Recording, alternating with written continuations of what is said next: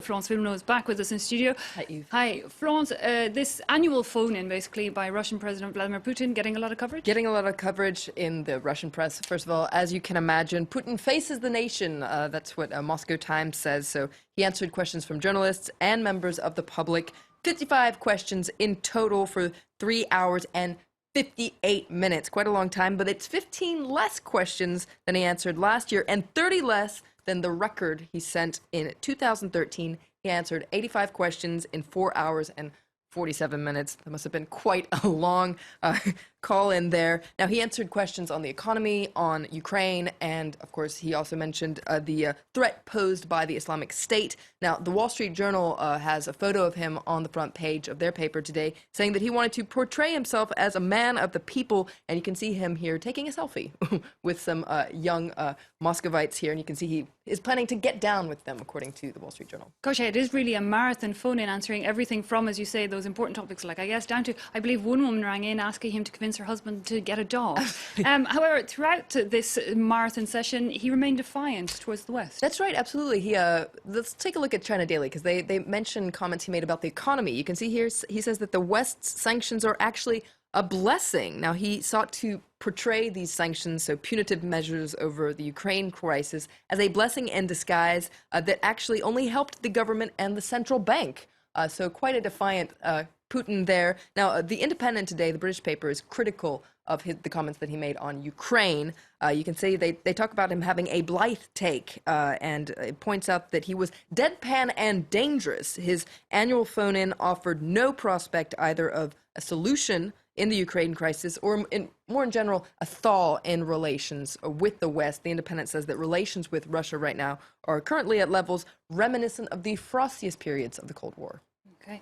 Well, let's move on to South Africa now, where police are cracking down on a wave of violence against foreigners, which has left, I believe, 6 people who killed this week. Absolutely. Now, you can, of course, read a lot about that in the South African press. The Mail and Guardian comes back on that wave of anti-immigrant violence. So it started 2 weeks ago in Durban and has since spread to other cities. Now, the president, Jacob Zuma, has condemned the violence, saying the attacks on foreigners and the looting of their shops really violates the values of South Africa. And you can see here, the Mail and Guardian says that South Africans are not generally xenophobic, and he called for them to promote social cohesion.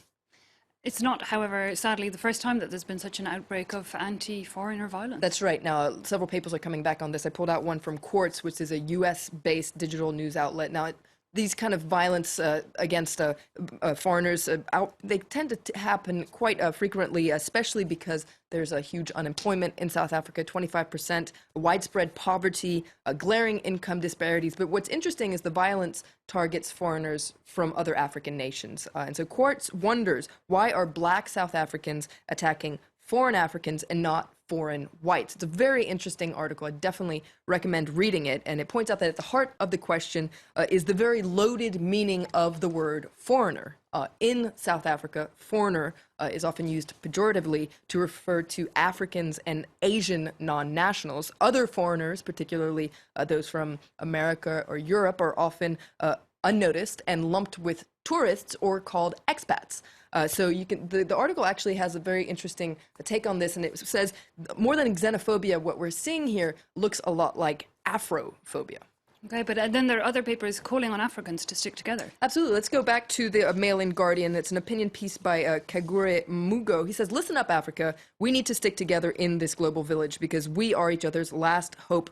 Quite frankly, the rest of the world doesn't really love us. Even our fellow BRIC countries, Brazil, Russia, India, China, even the U.S., we're still the kids on the playground who no one wants to play with." And the article actually calls for a new Pan-Africanism. Okay. Now, finally, a word on an odd friendship between machines and workers in factories. Absolutely. There's been a wave of articles in the press recently about how robots are going to take over the world, take over the workplace. In a way, it's already happened in factories. Lots of robots are doing jobs that humans used to do. That started about 40 years ago. The Wall Street Journal has a funny article about how 40 years ago, workers greeted their new colleagues with hostility, but now factory workers are learning to love their robot colleagues. And there's even this trend about giving robots nicknames. This could be a sign of kinship or comfort, according to the Wall Street Journal. And it has great examples, especially from car factories. For instance, in the Ford factory, you have Godzilla. Honda has T-Rex. The best one, though, is Tesla Motors. They've named all their machines after Marvel superheroes. You have Wolverine, Professor X. It makes them less intimidating and more part of the team, according to Tesla employees. Okay, yeah, I'm not sure I'm convinced. But Flo, thanks for that. We're going to have to leave it there.